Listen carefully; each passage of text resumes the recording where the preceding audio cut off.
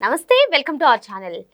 జగన్మోహన్ రెడ్డి అంబటి కుటుంబ సభ్యులను పరామర్శించినటువంటి నేపథ్యంలో ఒక ఆసక్తికర ఘటన చోటు చేసుకుంది. మరి అంబటి రాంబాబు ఇంట్లో 70 తులాల బంగారం, అదేవిధంగా 2 కిలోల సిల్వర్ పోవడాన్ని ఏ విధంగా చూడాలి, ఈ పరిణామాన్ని ఏ విధంగా చూడాలి తెలుసుకునే ప్రయత్నం చేద్దాం. దీన్ని విశ్లేషించడానికి మనతో పాటుగా ఉన్నారు సీనియర్ జర్నలిస్ట్ దుర్గకుమార్ గారు. నమస్తే సార్. నమస్తే శ్రావణి, మన వీక్షకులు. నిన్న జగన్మోహన్ రెడ్డి గారు అంబటి రాంబాబు కుటుంబ సభ్యులను పరామర్శి ఆయన ఇంటిని అదేవిధంగా ఆఫీస్ని పరిశీలించారు సార్.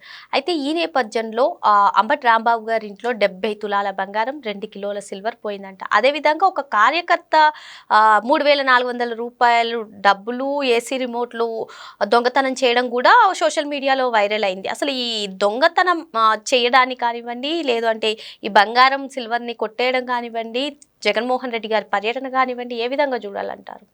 అంటే ఇట్లా రాజకీయ నాయకులు ఒక బహిరంగ సభలు పెట్టినప్పుడు, లేకపోతే ర్యాలీలు నిర్వహించినప్పుడు, లేకపోతే ఇలా ఎవరినన్నా పరామర్శించడానికి అత్యధిక సంఖ్యలో వెళ్ళినప్పుడు ఇటువంటి సంఘటనలు జరగటం ఏమీ అంటే ఆశ్చర్యపోవాల్సిన సంఘటనలు ఏం కాదు. గతంలో అనేక సార్లు జరిగినాయి, అనేక రాజకీయ పార్టీలకు సంబంధించిన వాటిల్లో కూడా జరిగినాయి. కాకపోతే ఏంటంటే నిన్న ఇంటి దగ్గర జరిగింది ఇది. ఇప్పుడు అదే ఒక బహిరంగ ప్రదేశంలోనూ ఒక కార్యాలయం దగ్గర జరిగితే అది వేరే మాట. నిన్న జగన్మోహన్ రెడ్డి గారు ఒక్కడిగా వెళ్ళలేదు. ఆయన వచ్చినప్పుడు సహజంగా కొంతమందిని మొబలైజ్ చేస్తారు ఎక్కడ స్థానిక నాయకులు, ఎందుకంటే ఆయన వచ్చినప్పుడు జనం ఉండాలని. అట్లాగే కొన్ని పెళ్ళిళ్ళకి వెళ్తున్న సందర్భాల్లో కూడా జగన్మోహన్ రెడ్డి గారు ఆ పెళ్ళికి వెళ్తున్నాడు అంటే సహజంగా పిలిచే అతిథుల కన్నా కూడా ఇంతమంది యూత్ని పిలవాలి, ఇంతమంది మహిళలను పిలవాలి అని వీళ్ళు ఒక కోటా ఇచ్చేవాళ్ళు. ఒకవేళ కనుక ఆ పెళ్ళికి జగన్మోహన్ రెడ్డి గారు వెళ్తుంటే ఎవరైతే ఆ పెళ్ళి నిర్వాహకులు ఉంటారో వాళ్ళకి చెప్పేవాళ్ళు, మీరు ఇంతమంది అని అరవాలి, అవన్నీ వాళ్ళు చేసుకుంటారు ఏర్పాట్లు. అవి ఆ రోజు జగన్మోహన్ రెడ్డి గారు అపోజిషన్గా ఉన్నప్పుడు కూడా ఆయన కార్యాలయ సిబ్బంది ఇవన్నీ కూడా ఇన్స్ట్రక్షన్స్ ఇచ్చేవాళ్ళు, దాన్ని పర్యవేక్షించేవాళ్ళు. అప్పుడు సీఎం అని అంటాం, తర్వాత వీళ్ళకి వచ్చిన బౌన్సర్లను తోసేయటం, బౌన్సర్లు కొడితే కూడా ఒక మహిళకి చాలా తీవ్రమైన గాయాలు, ఎముకలు విరగటం అవన్నీ కూడా జరిగినాయి, మనం చూసాం.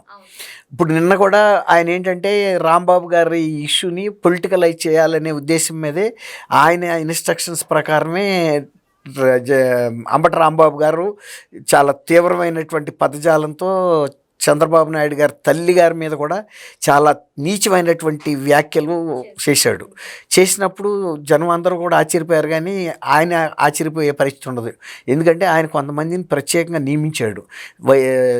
కూటమి నాయకుల్ని వ్యక్తిగతంగా మీరు దూషణకు దిగండి, ఆ దూషణకు దిగినప్పుడు వాళ్ళ సహనం కోల్పోవాలి.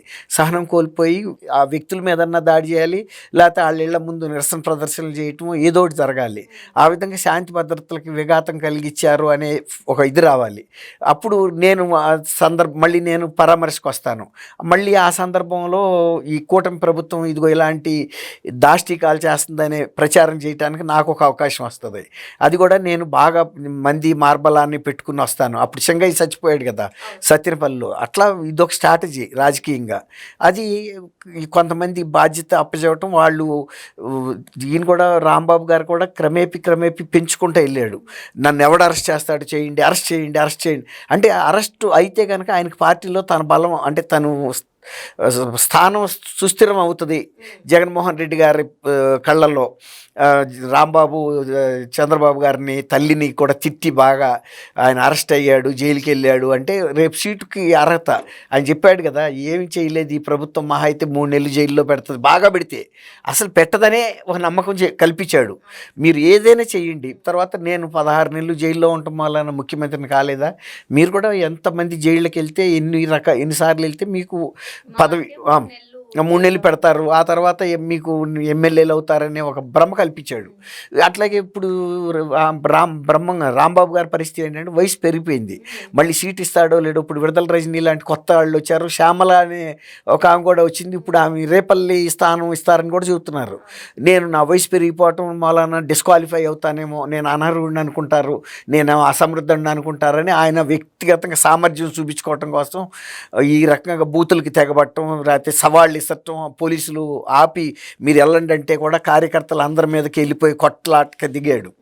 అంటే జగన్మోహన్ రెడ్డి గారికి అర్థం కావాలి, ఇతని దగ్గర బలం ఉంది, ఎంతమంది 100 మంది కార్యకర్తల మీద కూడా దూసుకెళ్ళిపోతున్నాడు కాబట్టి టికెట్ ఇవ్వచ్చు అనే ఒక క్వాలిఫికేషన్ ప్రూవ్ చేసుకోవడానికి ప్రయత్నించాడు. సరే అయ్యింది, ఊహించిన స్థాయిలో ఆయన అరెస్ట్ అయింది. అది రాంబాబు గారు ఊహించలేదు, ఈ ఎవరైతే ట్యూటరింగ్ చేశారో రాంబాబు గారికి జగన్మోహన్ రెడ్డి గారు కూడా ఊహించలా. అరెస్ట్ చేయరనే ఒక భ్రమలోనే ఉండారు. అందుకని ఆయన అరెస్ట్ చేసినప్పుడు నేను నిర్గంతపోయానని చెప్తున్నాడు కదా.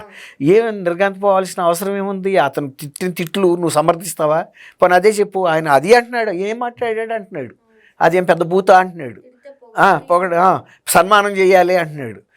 అది విచిత్రంగా ఉంది. సజ్జల రామకృష్ణారెడ్డి కూడా మరి ఆ రోజున మేము గనక తెలుగుదేశం కార్యాలయం మీద దాడి చేసి ఉండకపోతే ఇదేంటి మా విలువే ఉంది అన్నట్టు మాట్లాడుతున్నాడు. చేయటమే కరెక్ట్ అని. ఇప్పుడు వాళ్ళకి ఒక న్యాయం, వీళ్ళకి ఒక న్యాయం ఉండదు కదా. తర్వాత ఆ రోజున జగన్మోహన్ రెడ్డి గారు స్వయంగా మీ వాళ్ళు ఎందుకు ఇలా వెళ్ళి దాడి చేశారు మీ వాళ్ళంతానంటే, మరి నన్ను తిట్టారు కాబట్టి నాకు వాళ్ళకి బీపీ పెరిగి ఉంటుంది అన్నాడు. మరి అట్లా బీపీ పెరిగింది అన్నప్పుడు చంద్రబాబు నాయుడు గారు తిట్టిందన్నీ టీవీల్లో వచ్చింది, మరి ఆయన టీవీలు చూడటం లేదా? టీవీలు చూసినప్పుడు అసలు ఆయన రావాల్సిన అవసరం లేదు. ఎందుకంటే మరి రాంబాబు తిట్టినప్పుడు సహజంగా మరి అవతల వాళ్ళకి కూడా బీపీ పెరిగి నిరసన చేసి ఉంటారు. మళ్ళీ నేను వెళ్ళటం ఎందుకు, మనమే చెప్పాం కదా ఇలాంటివి జరిగినప్పుడు ఈ మామూలేనని అనాలి కదా. ఇప్పుడు ఆయన రావడంతో పర్యటన నేపథ్యంలోనే 70 తులాలు అదే నిన్న ఇంకా జనాలను వేసుకుని వెళ్ళాడు అక్కడికి. వెళ్ళినప్పుడు ఇట్లాంటి సందర్భాల్లో అదే చెప్పబోతున్నా, ఎవరి పని మీద వాళ్ళు ఉంటారమ్మా. ఇప్పుడు ఈయన రాజకీయ లబ్ధి పొందటానికి వాళ్ళ ఏదో కుటుంబ సభ్యుల్ని కూర్చోబెట్టి, గతంలో రాజశేఖర రెడ్డి గారు చచ్చిపోయినప్పుడు వాళ్ళని ఓదార్పు యాత్రని ఆయన ఫోటో పెట్టడం, ఆ ఎదురుగా కూర్చోబెట్టడం, సెట్టింగ్లు పెట్టినట్టే వాళ్ళ ఇద్దరు పిల్లల్ని ఆయన భార్యని కూర్చోబెట్టి ఈయన ఎదురుగా కుర్చీ వేసి కూర్చోబెట్టి చేశారు. కానీ ఆయన వెనకాల వచ్చిన వాళ్ళు ఓదార్చాల్సిన అవసరం అక్కడ లేదు కదా. వాళ్ళ పని వాళ్ళు వెళ్ళారు. ఈ అడావిడిలో జగన్మోహన్ రెడ్డి గారు వచ్చాడు, పెద్ద పెద్ద వాళ్ళు అందరూ వచ్చారని ఈ అడావిడిలో ఉంటే దొంగలు ఎవడ పని వాడు చేసుకుంటాడు. ఇట్లా అగ్ని ప్రమాదాలు జరిగినప్పుడు కూడా ఇట్లాంటివి కూడా కొన్ని పక్కెళ్లలోకి వెళ్ళిపోయి ఆ ఒత్తిడిలో ఇట్లా చేయటం అన్నీ మామూలే. ఇప్పుడు వాళ్ళ కుటుంబ సభ్యులు కూడా మరి ఫిర్యాదు చేస్తేనేమో పార్టీ పరుగు పోతుంది, అట్టాని ఫిర్యాదు చేయకుండా ఉంటేనేమో సొమ్ము పోద్ది. వాళ్ళు ఒక రకంగా సంకటంలో పడ్డట్టే. ఇప్పుడు రాంబాబు గారు కూడా ఒక సంకటంలో ఎట్లా పడ్డాడు, జగన్మోహన్ రెడ్డి చెప్పిందల్లా చేశాడు. ఇప్పుడు నేను నాది కాదు ఈ తిట్లన్నీ జగన్మోహన్ రెడ్డి కోసం తిట్టానన్నా కూడా శిక్ష తప్పదు. కాబట్టి ఒక రకంగా దాన్ని భరిస్తమే మంచిది. ఇప్పుడు జగన్మోహన్ రెడ్డి పేరు చెప్పలేడు కాబట్టి జగన్మోహన్ రెడ్డి గారు ఈ ఒక్క జిల్లాలోనే కాదు అనేక జిల్లాల్లో ఇదే ప్రయత్నం జరుగుతుంది. ఇప్పుడు కాకాణి గోవర్ధన్ రెడ్డిని దించాడు, అంతకుముందు 24లో ముద్రగడ పద్మనాభరెడ్డి ఏమయ్యాడో మనం చూసాము. కాబట్టి ఆయన రాజకీయం కోసం ఆయన ఎవరినైనా బలి చేస్తాడు. ఇప్పుడు సొంత చెల్లిని రాజకీయంలో పదవి వచ్చేరాక వాడుకున్నాడు, ఆ తర్వాత అవతల పారేశాడు. తల్లికి గిఫ్ట్గా ఇస్తానన్న షేర్ల విషయంలో కూడా అదే జరిగింది. అట్లాగే నిన్న ఆయన వెనకాల వెళ్ళిన వాళ్ళు ఎవడన్నా తీసుకొచ్చారు, బ్లేడ్ బ్యాచ్లో గంజాయి బ్యాచ్లో ఎవడొస్తే ఆడు. అలాంటి పరిస్థితుల్లో నిన్న వాళ్ళ ఇంట్లో జరిగింది అని అంటే మనమేం ఆశ్చర్యపోయేది ఏం లేదు. గతంలో మనం అనేక సందర్భాల్లో ఇట్లాంటి రాజకీయ నాయకులు వచ్చినప్పుడు గుంటూరులోనే టిక్కీలు మిర్చి టిక్కీలే పోయినాయి. తర్వాత అక్కడ పొగాకు డ్యామేజ్ చేశారు. తర్వాత మా చిత్తూరు జిల్లాలో మామిడికాయల్ని పారబోసి ఒక సీన్ క్రియేట్ చేసి ట్రాక్టర్లతో తొక్కిచ్చారు. వాళ్ళ సొమ్ము కాదు, అది రైతులది.